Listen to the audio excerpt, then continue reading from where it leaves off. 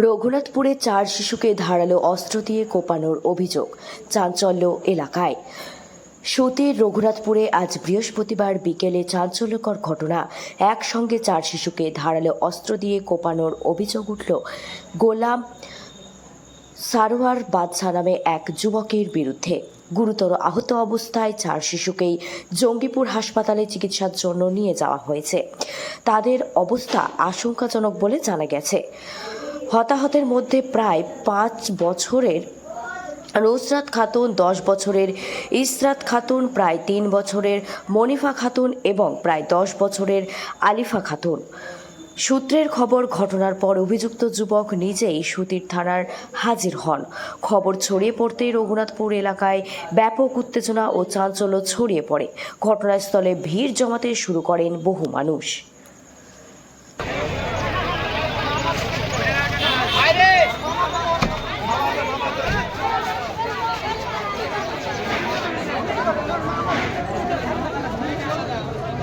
Confirm হয়নি।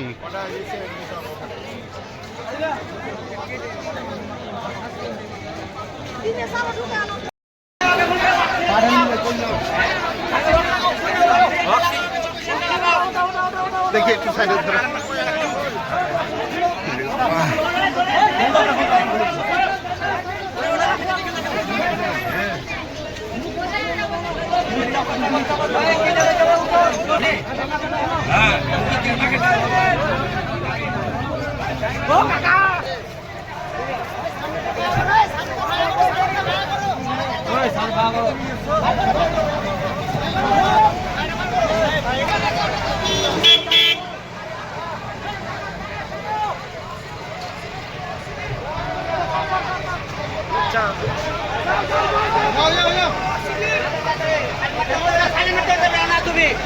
पैसा ले लियो।